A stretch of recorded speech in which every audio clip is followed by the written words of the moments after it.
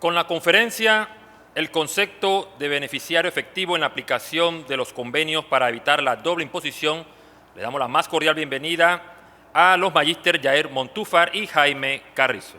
Muy buenos días a todos. En primer lugar, buenos días a la magistrada Anamé Jiménez, presidenta del Tribunal Administrativo Tributario, por la invitación. Muchas gracias. Felicidades en la celebración de este cuarto Congreso Tributario. Magistrada Churra, muchas gracias igualmente por la invitación. A los expositores internacionales y las exposiciones nacionales también. Saludo también a todos los participantes.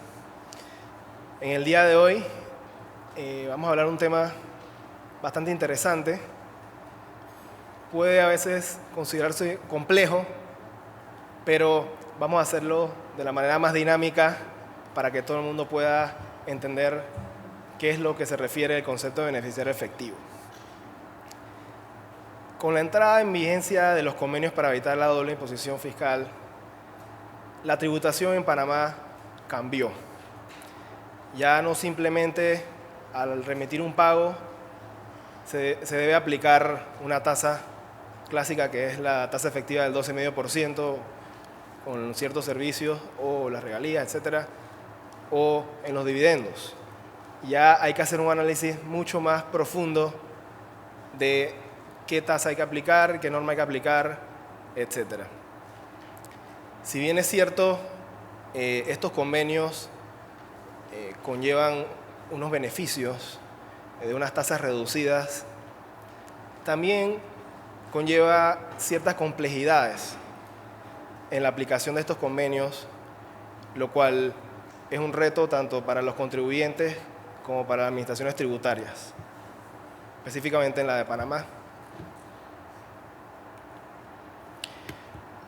Vamos a hablar brevemente de lo que es el concepto, luego vamos a pasar a revisar lo que es el treaty shopping, que está relacionado con el tema de beneficiario efectivo de alguna manera. Posteriormente, Yair va a proceder a hablarles sobre ciertos fallos de jurisprudencia internacional muy interesantes, notorios a nivel internacional. Y finalmente con unas conclusiones que consideramos que es lo que ustedes necesitan llevarse una vez culmine esta charla.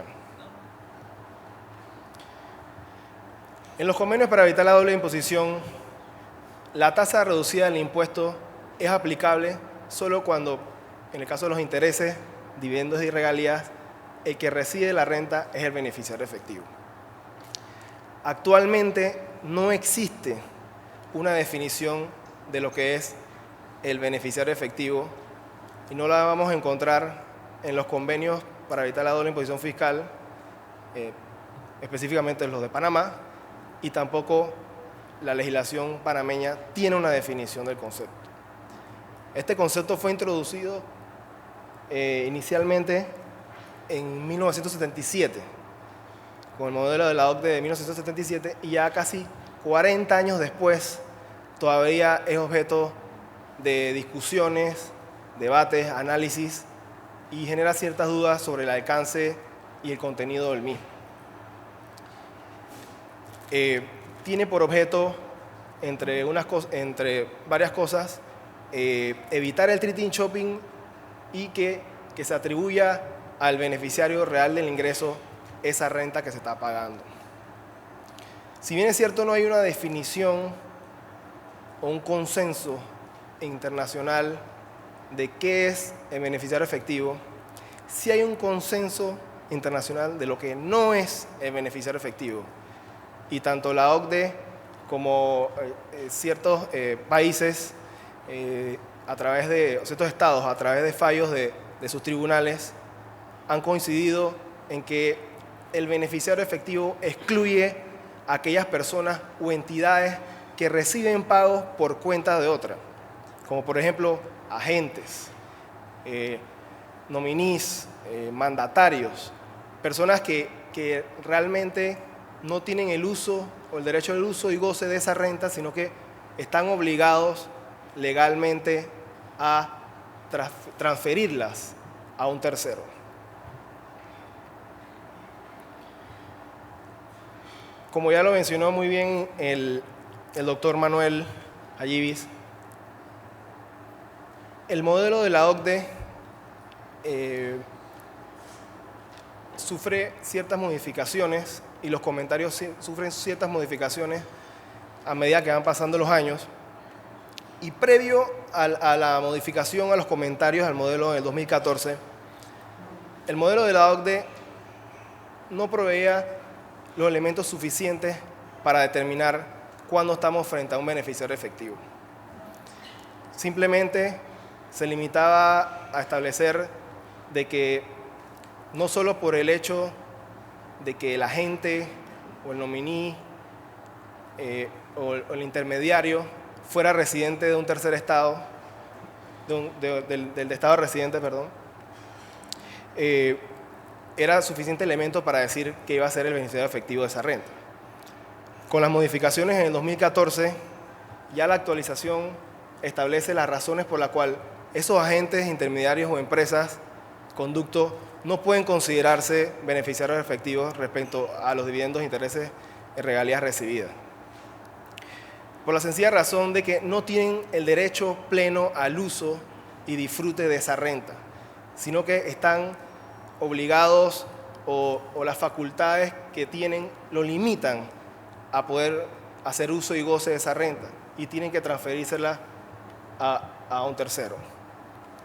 Entonces, en base a eso ya se tiene una mayor claridad o un mayor consenso de las razones por las cuales estas entidades no pueden ser beneficiarios efectivos, y a un análisis a contrario censo podemos concluir de que para que una entidad sea el beneficiario efectivo de estas rentas debe tener derecho a usar y disfrutar el concepto de renta que recibe, y no se puede encontrar obligado a transferir dicho pago a otra persona por cuestiones legales o contractuales o de cualquier otra índole. Pero no debemos confundir lo que es el concepto del uso y goce del ingreso con el concepto de la propiedad del mismo. En los convenios que ha suscrito Panamá, el concepto de beneficiario efectivo lo podemos ver en los artículos que se refieren a las regalías, dividendos e intereses. Por ejemplo, si nos vamos al artículo 10.3 del Convenio de Panamá y los Países Bajos, establece que, no obstante lo dispuesto en el párrafo 2, los dividendos no deberán someterse a imposición en el estado contratante donde resida la sociedad que paga los dividendos, si el beneficiario efectivo de los dividendos es residente del otro estado contratante y pone unas condiciones. En el artículo 11.2 del Convenio de Panamá y España, que se refiere a los intereses, establece, sin embargo, dichos intereses pueden someterse también a imposición en el estado contratante del que procedan y según la legislación de ese estado, pero si el beneficiario efectivo de los intereses es un residente del otro estado contratante, el impuesto así exigido no podrá exceder del 5% del importe bruto de los intereses. Igualmente, en las regalías, como lo señala el artículo 12.2 del Convenio entre Panamá y el Reino Unido, establece, sin embargo, esas regalías también pueden someterse a imposición en el estado contratante de donde provienen y según la legislación de ese estado, pero si el beneficiario efectivo de las regalías es residente del otro estado contratante, el impuesto así exigido no excederá del 5% del ingreso bruto de las regalías. Entonces, es un concepto, un término que lo vemos a lo largo del tratado en distintos artículos,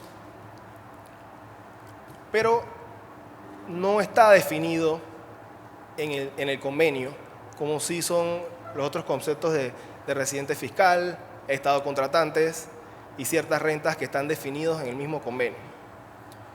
Entonces, el mismo modelo de convenio y como bien lo estableció el doctor Manuel en su posición, contiene el artículo 3.2, que está en casi todos los tratados o convenios suscritos, que señala que con respecto a la aplicación de este convenio, en cualquier momento, por parte de un estado contratante, los términos no definidos en el mismo tendrán, a no ser que del contexto se infiera una interpretación distinta, el significado que en ese momento le atribuye a la legislación de ese Estado para efectos de los impuestos que son objetos del convenio, prevaleciendo el significado atribuido conforme a la legislación fiscal vigente de ese Estado sobre el significado que resultaría de otras ramas del derecho de ese mismo Estado.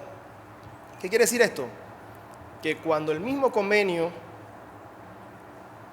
no define lo que en este caso sería el concepto de beneficiario efectivo, se puede recurrir a la definición de ese término que tiene la legislación fiscal del Estado contratante donde provienen las rentas, siempre y cuando no infiera en el contexto y la aplicación del convenio mismo.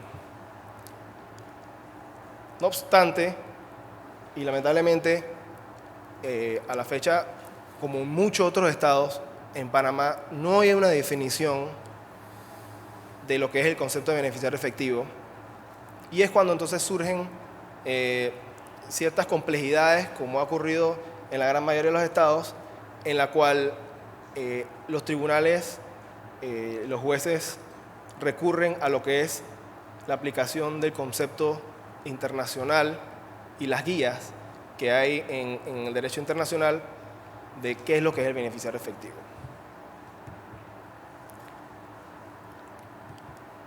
Entonces, estamos ante lo que es el beneficiario efectivo, que como habíamos señalado anteriormente, busca de alguna forma que la renta llegue al beneficiario real a la cual fue pagada esa renta. Sin embargo, hay unas complejidades como lo que es, como se conoce internacionalmente, el concepto de treaty shopping.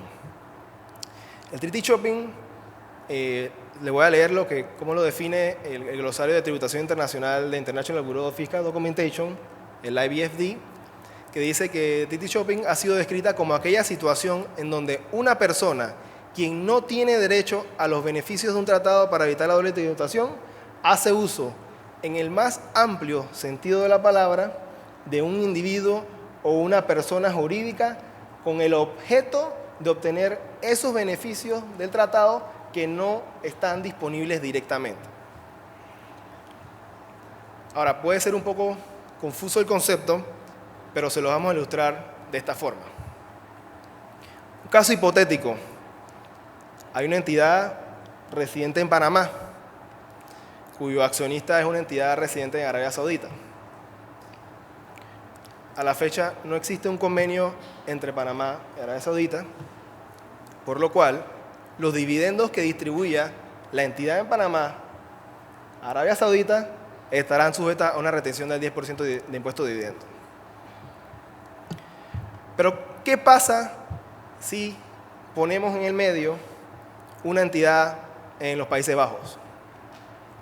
Hay un convenio suscrito entre Panamá y los Países Bajos que dentro de sus cláusulas de dividendos te permite tener una exoneración o una tasa reducida del 0% en los impuestos de dividendos que se paguen de Panamá a Países Bajos. Entonces, el accionista directo de Panamá es una entidad en Países Bajos, residente en los Países Bajos, distribuye el dividendo a un 0% y posteriormente la entidad en los Países Bajos distribuye los dividendos en un 0% también, ya sea en base a convenio que tenga con Arabia Saudita o que la misma legislación doméstica te lo permita por ciertas condiciones. Entonces, al final, la entidad que no podía recibir esa renta exenta, le llega esa renta exenta aplicando, utilizando una entidad conducto para que las rentas le lleguen exentas del impuesto de dividendo. Cabe señalar de que si bien es cierto, la primera impresión es que esta pueda ser una estructura de treaty shopping, no necesariamente sea así. Por eso los convenios para evitar la doble imposición fiscal tienen unas cláusulas antiabuso del tratado y te pone ciertas condiciones para que este tipo de estructura o que el beneficiario efectivo pueda ser la entidad sin embargo, esta también tenga accionistas en otros terceros estados, ¿no?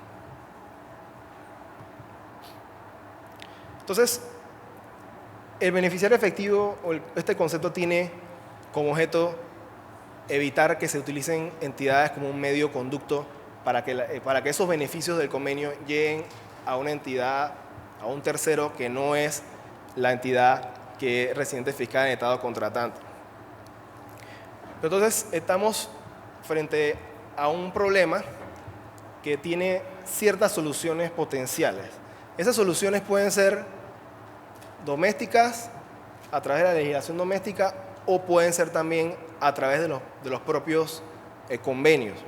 Dentro de las soluciones a nivel doméstico están las generales, como por ejemplo normativas sobre sustancias sobre forma, realidad económica, y en las específicas están también las reglas de subcapitalización o como se le conoce, Team Capitalization Rules.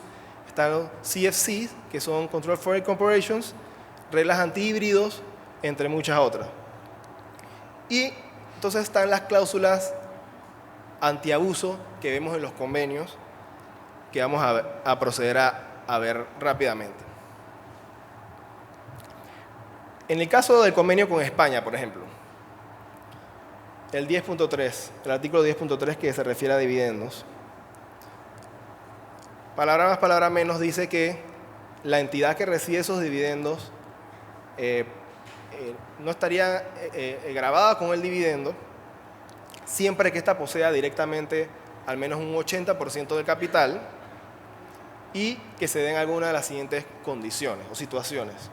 Por ejemplo, dice que la sociedad que recibe los dividendos cotice en un mercado de valores reconocido, o cuando la sociedad que recibe los dividendos esté participada por residentes de uno o ambos estados contratantes en al menos un 50%, o cuando la sociedad que recibe los dividendos esté participada por socios accionistas residentes en terceros estados que posean directamente menos de un 25% de su capital, o cuando la sociedad que recibe los dividendos esté participada por socios o accionistas residentes de terceros estados que posean más de 25% de su capital y que el tercer estado tenga suscrito un convenio para evitar la doble imposición con el estado de la sociedad que paga los dividendos, que contemple condiciones iguales o más favorables a las previstas en este artículo. Entonces, si se ponen a ver esta cláusula antiabuso, lo que te puede permitir es que haya, por encima de la entidad que recibe los dividendos, haya una entidad incluso de un tercer estado, pero te pone ciertas condiciones. Entonces, esas condiciones son las que realmente es importante analizar si el contribuyente o la entidad residente de ese estado puede cumplir con ellas o no y estar bajo el paraguas o bajo los beneficios del convenio. Asimismo, está en el convenio entre Holanda y Panamá una condición o una cláusula antiabuso que te exige que para que el dividendo esté exento, la entidad debe tener por lo menos el 15% del capital de la sociedad que paga el dividendo, siempre que, entonces te pone las condiciones, ¿no? Muy similar a la de España, que la empresa que recibe los dividendos sea una entidad que cotice en un mercado de valores reconocido, o que el 50% de las acciones de esta beneficiaria sean propiedad indirecta de una o más personas que sean residentes en cualquiera de los estados, Panamá o Holanda, o por varias sociedades cuyas acciones se negocian en mercado de valores, y te pone otras condiciones el mismo convenio. Entonces, el beneficiario efectivo busca que la renta llegue a la entidad que es la que tiene el derecho y uso del goce de esa renta, pero es importante de que los convenios contengan estas cláusulas que permitan que la renta llegue a donde tiene que llegar y que no se dé abuso en la aplicación de estos convenios. Voy a dar la palabra entonces a Yair para que le hable un poco más de los casos de jurisprudencia internacional, los cuales son muy interesantes y esperamos que sean bastante de su agrado.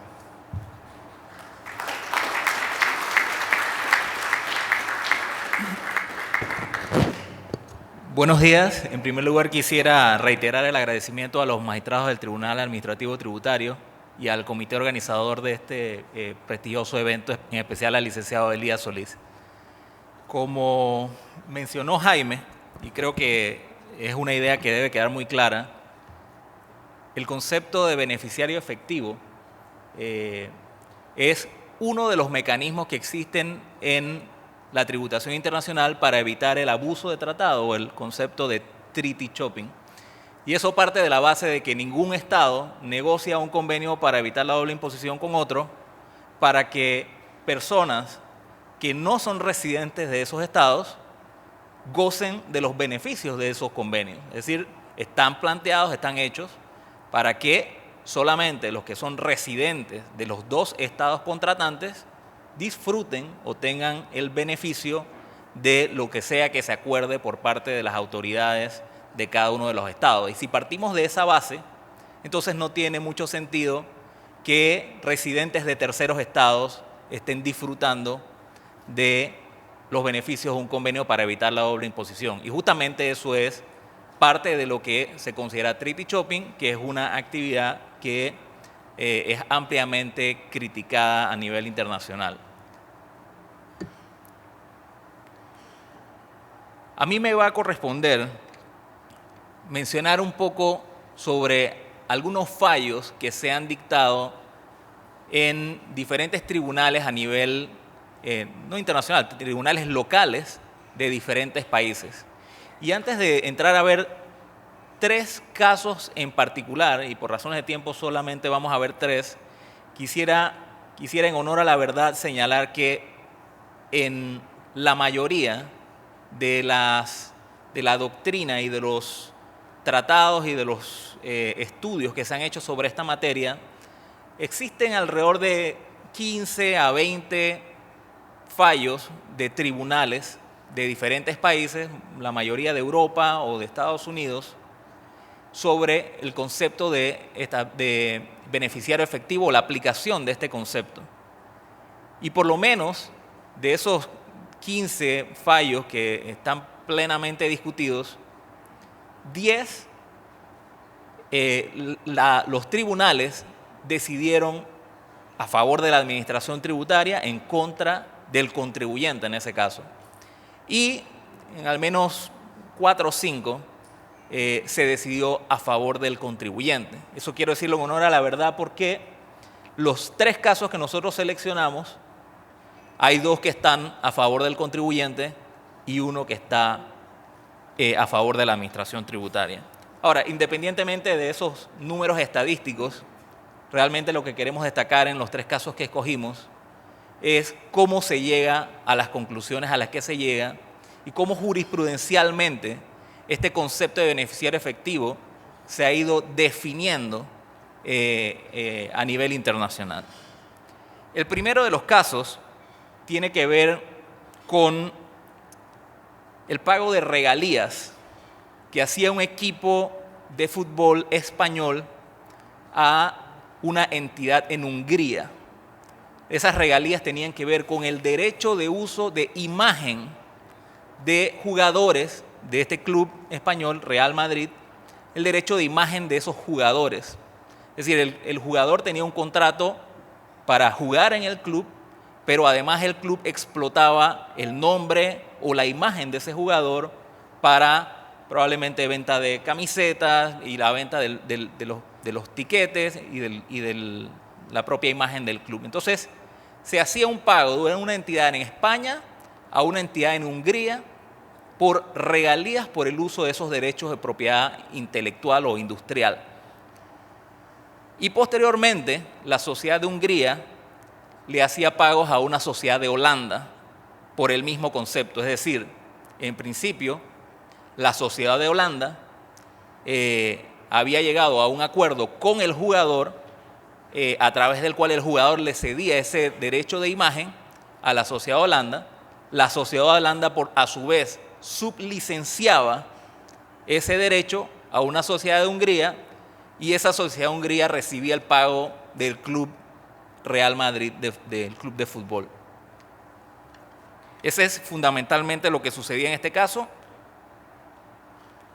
Tal vez la razón por la que esto sucedía o esta estructura se había planteado de esta manera era porque en el convenio entre España y Hungría, la tarifa de retención a las regalías era 0%, mientras que en el caso del convenio entre España y Holanda, la tarifa de retención era 6%.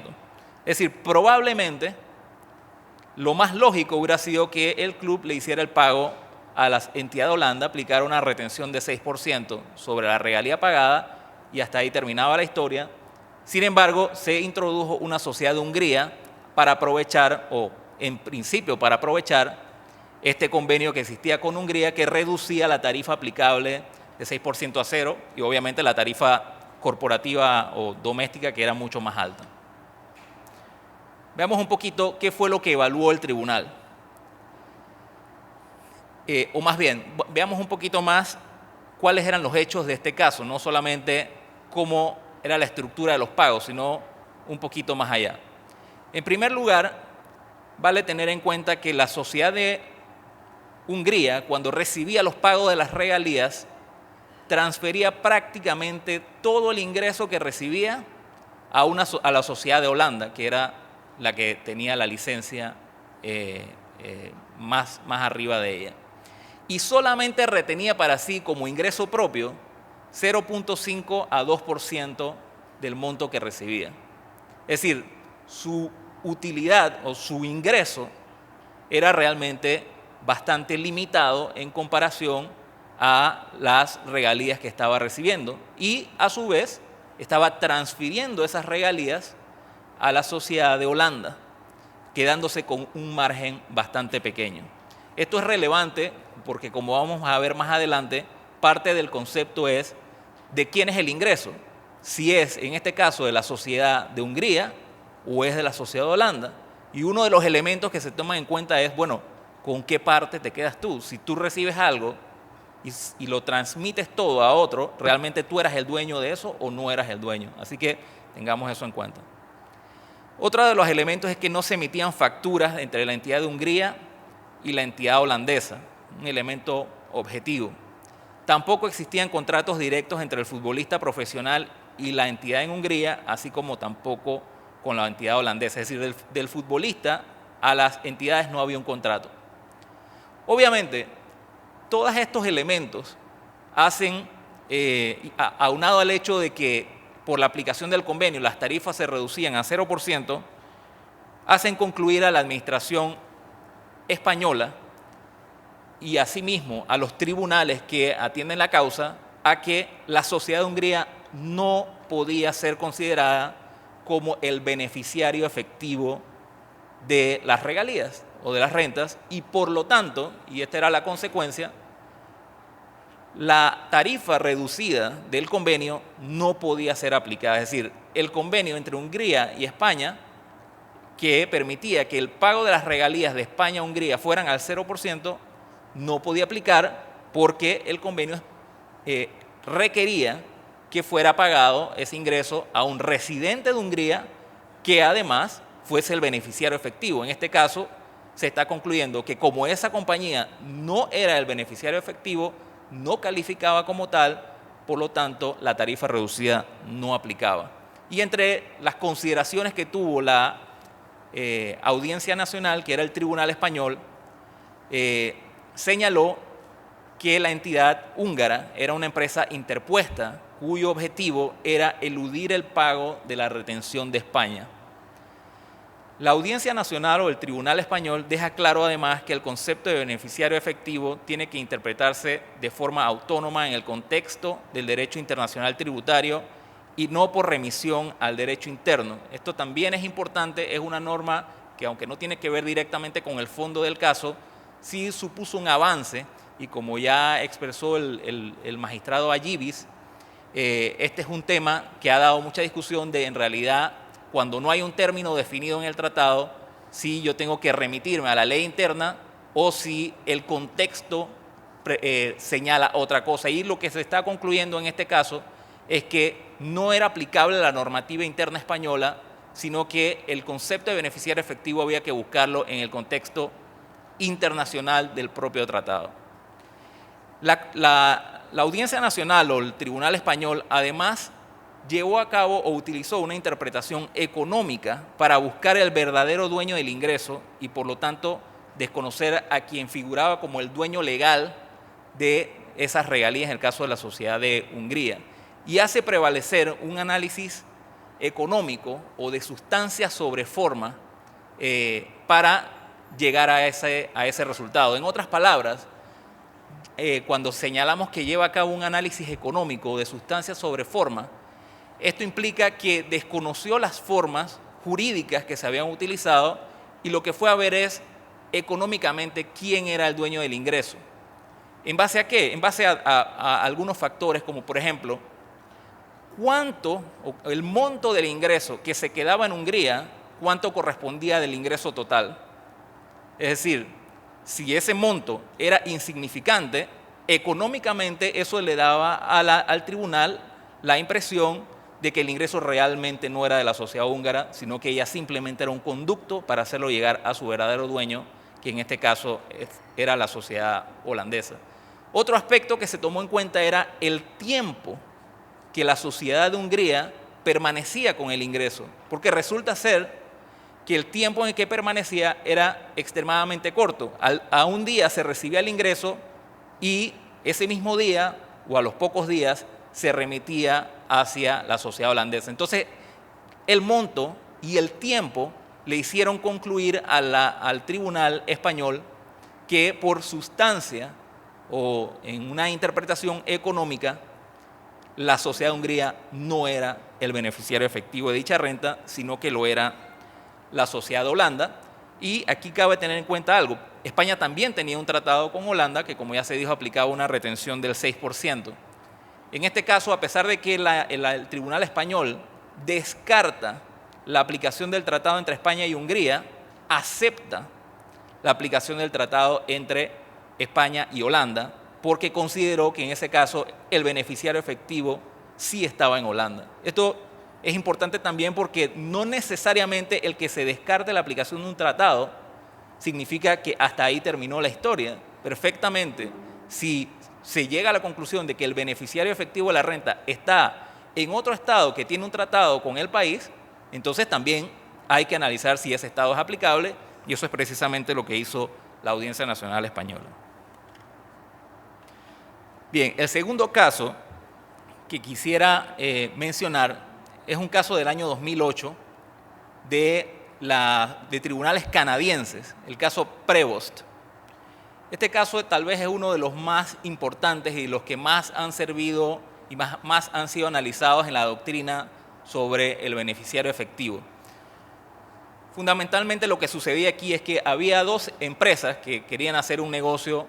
Una empresa era de Suecia, la compañía Volvo, y otra era el grupo Henleys del Reino Unido. Querían hacer un negocio en Canadá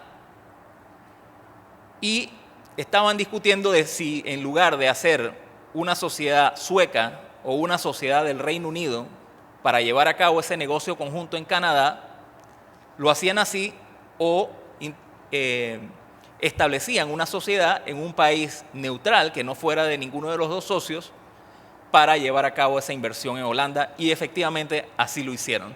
Y escogieron una compañía holding o tenedora con residencia en Holanda. Ellos aportan el capital, la compañía Prevost Holding de Holanda, entonces a su vez aporta capital en la compañía canadiense que se llamaba Prevost Card. Aquí hay que tener en cuenta que Canadá tenía un convenio para evitar la doble imposición con Holanda, así como también lo tenía con los otros países, pero en el caso de Holanda la tarifa de retención era 5% versus 10 y 15% en el caso de los otros dos convenios en la distribución de dividendos. Como ya expliqué, es una sociedad holding de los Países Bajos, se utiliza por una compañía inglesa y una sueca para canalizar la inversión en Canadá. La sociedad holding, de acuerdo a lo que determinó el tribunal canadiense, había sido escogida por razones fiscales, por la retención reducida, pero además por razones de negocios o comerciales. ellos quisieron invertir a través de una sociedad que estuviera en un país neutral. La compañía holandesa no tenía oficina física en Holanda, no tenía empleados contratados en Holanda y había registrado la entidad en las oficinas de un trust en Holanda, es decir, en un tercero, cuyo principal objetivo era administrar las acciones de la sociedad canadiense. Es decir, realmente no había mayor sustancia ni actividad económica en Holanda. Algo importante que crea este fallo de Prevost es que establece una definición de beneficiario efectivo que hasta ese momento no existía en los comentarios de la OCDE ni en el modelo, aunque sí existían algunas legislaciones internas, y lo concibe como una persona que recibe los dividendos para su propio uso y goce, asumiendo el riesgo y el control sobre los mismos. Disfruta y asume todos los atributos de la propiedad. Y fíjense, aquí hay unos conceptos que son extremadamente importantes y que luego son desarrollados, entre ellos el uso del ingreso, el goce del ingreso o disfrute de ese ingreso, el riesgo, quien asume el riesgo y el control de dicho ingreso. Esos 4 conceptos más adelante los vamos a volver a tocar, pero son fundamentales y son parte importante que debe extraerse de este fallo de Prevost. ¿Qué sucedió entonces? La Corte analiza y, tomando en cuenta la opinión de ciertos expertos, concluye, entre otras cosas, lo siguiente. Primero, que Prevost Holding, o sea, la sociedad de Holanda, recibía los dividendos para su propio uso y goce, asumía el riesgo y el control de las rentas. ¿Cómo llegó a esa conclusión? Si, como ya vimos, no parecía haber mucha sustancia.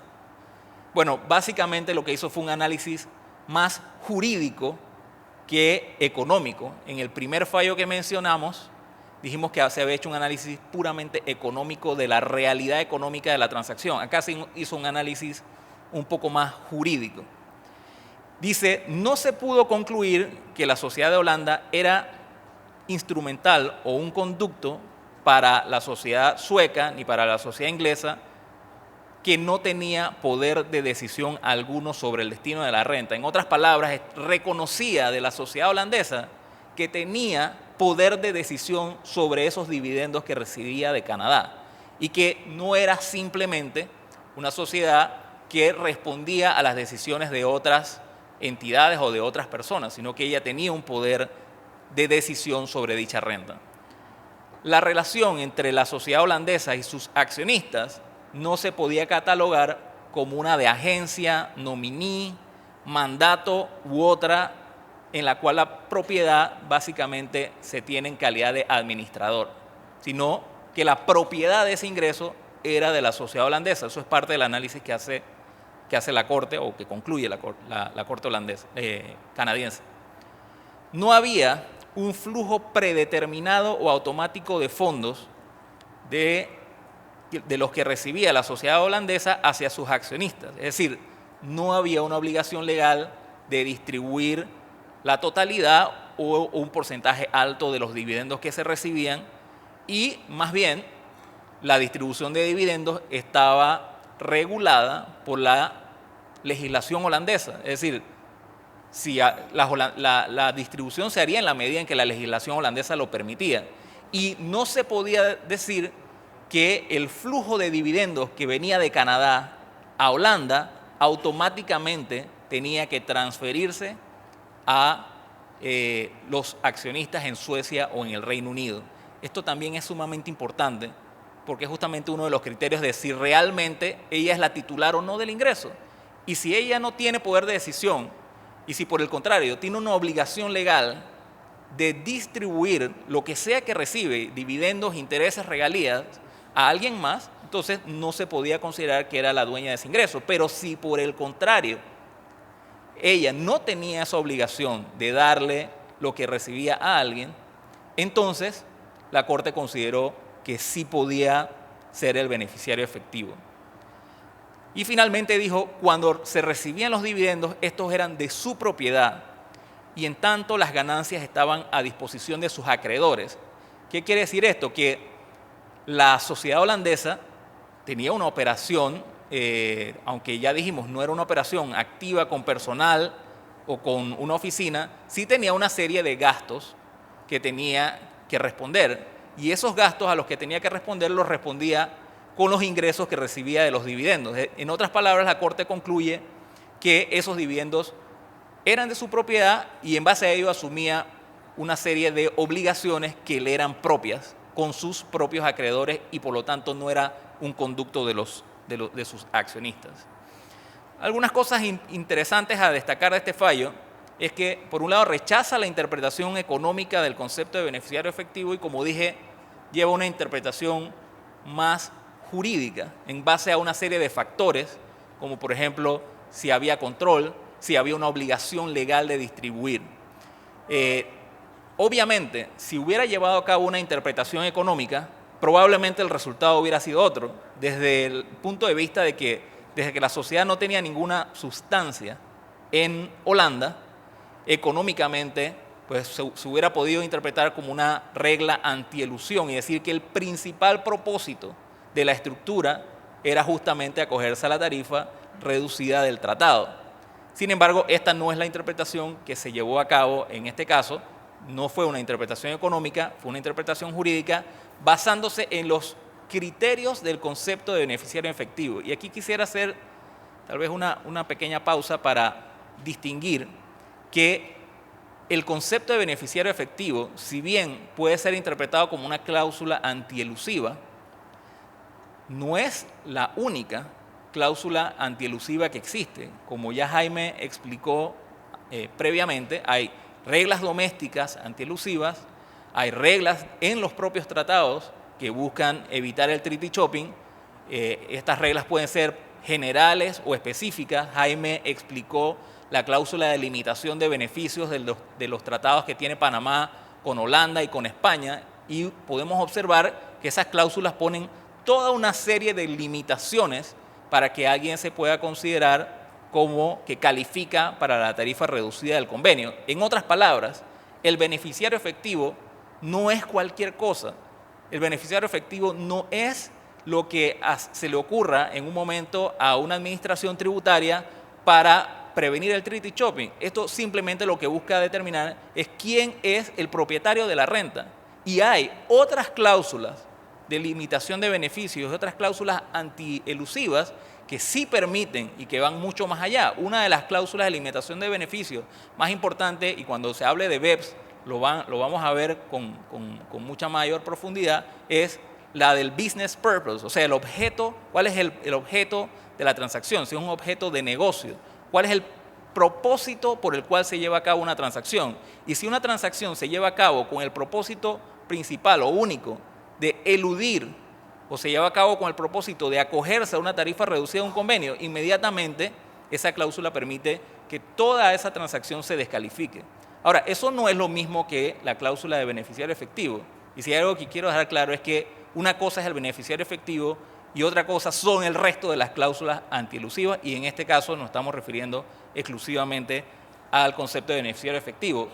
Gústenos o no la decisión que se tomó en este caso, que fue a favor del contribuyente, lo cierto es que pareciera que se hizo un análisis mucho más centrado en el concepto de beneficiario efectivo y se le trató de atribuir ciertos criterios un poco más objetivos y menos económicos, más objetivos desde el punto de vista jurídico, de si había control, de si había titularidad, uso, posesión, y si realmente esa empresa era la titular o no de la renta, dejando un poco de lado el criterio económico de si ella económicamente era la última beneficiaria o no lo era.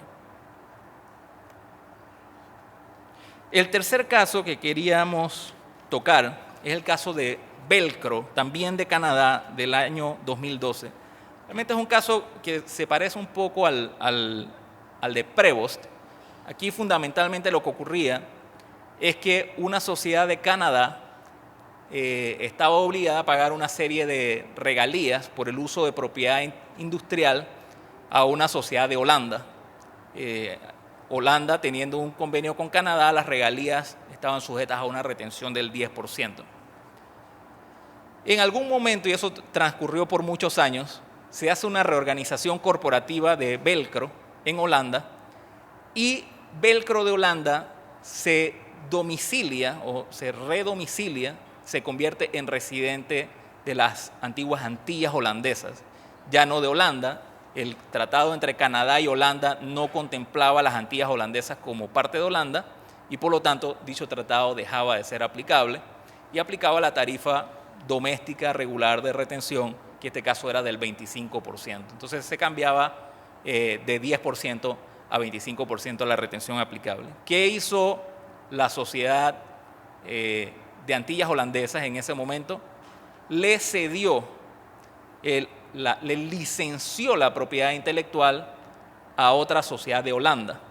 Y básicamente, como podemos ver aquí, quedó en el medio la sociedad de Holanda, a la que la de Antillas holandesas le licenciaba el uso de la propiedad industrial y a su vez la de Holanda ahora se la estaba licenciando a la de Canadá. Y el resultado era nuevamente las regalías quedaban de Canadá a Holanda sujetas a 10% en lugar de 25%, y bueno, hacia arriba de Holanda, Antillas holandesas, seguramente no había ningún impuesto. A destacar un poquito de este caso de Velcro. Velcro decide, como ya se señaló, otorgarle la licencia de los derechos de propiedad de la que era titular a una tercera sociedad residente en Holanda, Velcro Holdings BV, y a su vez esta firmó un nuevo acuerdo de licencia de esos mismos derechos con la sociedad canadiense. ¿Qué decidió la Administración Tributaria canadiense y la Corte? En primer lugar, observó la Corte canadiense que los montos que se pagaban de Canadá a Holanda después de la reorganización correspondían al pago de esas regalías. Sin embargo, Holanda, cuando recibía, pagaba a Antillas holandesas una cantidad similar al 90% de lo que recibía de Canadá. Es decir, recordemos el primer caso se hablaba de 0.5 a 2%. En este caso, lo que se transmitía a la tercera sociedad, era 10% del ingreso. Velcro de Holanda tenía un plazo de 30 días para hacer llegar el ingreso a la sociedad de Antillas holandesas. Es decir, en el primer caso habíamos dicho que el monto y el tiempo eran muy cortos, el monto era del mismo día o al día siguiente. Aquí contractualmente había un plazo de 30 días. Y mientras transcurrían esos 30 días, la Corte observó que las cantidades que se recibían en Holanda se depositaban en varias cuentas bancarias de la que era titular la sociedad holandesa, junto con otros fondos de su propia actividad. En el caso anterior dijimos que no había sustancia. Esta empresa, Velcro Holanda, tenía, además del contrato que tenía de licencia, tenía otras actividades que sí eran negocios activos en Holanda y por lo tanto tenía otros ingresos. Y los ingresos que recibía de las regalías se integraban en cuentas bancarias junto con el resto de sus ingresos de actividades. Además, ella podía hacer uso de ese dinero y de hecho lo hacía para hacer inversiones en subsidiarias y generaba intereses de cuentas bancarias. Las autoridades fiscales canadienses consideraron que Velcro no era el beneficiario efectivo de las regalías en el sentido del artículo 12 del convenio, porque no era la verdadera propietaria de los derechos y tenía la obligación de pasarle el 90% de lo que recibía a la sociedad de las Antillas holandesas. ¿Qué decide entonces la Corte? El tribunal indicó que la sola existencia de una obligación contractual de abonar regalías a la sociedad de Antillas holandesas no era suficiente para descartarla como beneficiario efectivo. Es decir, llegó a valorar si realmente era la titular o la propietaria del ingreso y si contractualmente había decidido transferir una parte de ese ingreso a un tercero, lo había hecho en su derecho propio como titular de las rentas, pero no existía una obligación previa de transferir el ingreso. O sea, lo hizo porque tomó esa decisión esa sociedad y no porque tenía un compromiso que no le permitiera decidir el destino de esas rentas. Dijo además que tenía la posesión, el uso, el control y asumía riesgos en relación con las regalías que recibía de Canadá y por lo tanto no era un agente o mandatario. tampoco era un conducto porque para considerarla como tal no podía tener ningún poder de disposición de dichas rentas, sino que tenía que recibir instrucciones de terceros. Este fallo es importante, al igual que el de Prevost, porque hay 4 conceptos o 4 criterios que se hacen inherentes a la figura del beneficiario efectivo, como son la posesión del ingreso, es decir, el ingreso lo recibía en este caso la sociedad de Holanda, lo depositaba en sus cuentas, no había duda que tenía la posesión, hacía uso de ese ingreso, hacía uso, y el segundo, que es precisamente el uso, lo usaba para pagar sus propias obligaciones, para hacer inversiones, incluso recibía intereses producto de esos fondos que tenía. Asumía riesgos en base a la información que aparecía en los contratos. La sociedad de Holanda asumía los riesgos de las regalías o del contrato de licencia que tenía con la sociedad canadiense, y entre otros riesgos, si habiendo diferencias en las monedas que se utilizaban, el riesgo cambiario lo asumía la sociedad de Holanda. Entonces se observó por la Corte que la entidad también estaba asumiendo esos riesgos. Y por lo tanto considero que estos 4 criterios se estaban cumpliendo. Y además que había sustancia, que había personal, que había oficinas en el otro país, por lo tanto llegó a la conclusión de que esta empresa era el beneficiario efectivo. Si nosotros fuéramos a ver otras reglas antielusivas, como las cláusulas de limitación de beneficios, probablemente la conclusión hubiera sido distinta. Pero el análisis que se hizo aquí era exclusivamente del concepto de beneficiario efectivo y se llegó a esta conclusión. Algunas conclusiones muy breves que quisiera señalar en cuanto a este concepto. El concepto tiene, como dijo Jaime, alrededor de 40 años de estar presente en los convenios para evitar la doble imposición. Sin embargo, aún hoy no hay una definición clara, no hay una definición que le dé tranquilidad a la mayoría de los contribuyentes, a las administraciones tributarias y a los tribunales de justicia. El concepto sigue siendo relativamente vago y se requiere con urgencia contar con definiciones más claras y que puedan ser de aplicación uniforme y simple. Uniforme probablemente nunca se podrá, sería ilusorio pensar que sí, pero tiene que ser simple y tiene que haber reglas claras para poder saber en qué consiste el concepto, criterios objetivos, para que cuando el contribuyente va a hacer uso de un tratado sepa si puede hacerlo o no puede hacerlo y no se exponga a que el día de mañana pues, esté en un litigio con la administración tributaria por simplemente que no haya una definición clara de los términos. La incertidumbre puede conllevar una serie de repercusiones negativas para todos los interesados, entre ellas doble tributación, conflictos contractuales entre agentes retenedores y recipientes del ingreso. Aquí hemos visto sociedades vinculadas, pero perfectamente se pueden dar casos donde se pague, por ejemplo, intereses, que es un tipo de ingreso que requiere también la figura del beneficiario efectivo, se le pague a un tercero y se cuestione si ese era el beneficiario efectivo. Ese es un tercero, contractualmente, si a quien hace el pago la administración tributaria le requiere el pago del impuesto con intereses, recargos, realmente hay un conflicto privado, pero es un conflicto que se va a generar porque ¿cuál fuera la responsabilidad que tenía ese agente retenedor de haber considerado y llegado a la conclusión de si a quien le estaba haciendo el pago era o no era el beneficiario efectivo? ¿Cuál era esa responsabilidad? ¿Hasta dónde llega el nivel de debida diligencia que tiene que hacer una persona que hace un pago a alguien en otro país aplicando conceptos? ¿Hasta dónde llega? Bueno, esa es una pregunta que está realmente en el aire. El esfuerzo reciente de la OCDE y la ONU intenta clarificar el concepto y es bienvenido. Creo que ha habido avances. Recientemente, en el año 2014, la OCDE ha aportado bastante a lograr una mejor claridad de este concepto. Entre las cosas que ya están claras es que la interpretación del concepto tiene que hacerse o debería hacerse bajo el contexto del convenio y no utilizando la ley doméstica de quien aplica el tratado. Eso es algo que los propios comentarios de la OCDE, así como fallos de tribunales internacionales, pareciera que ya hay cierto consenso.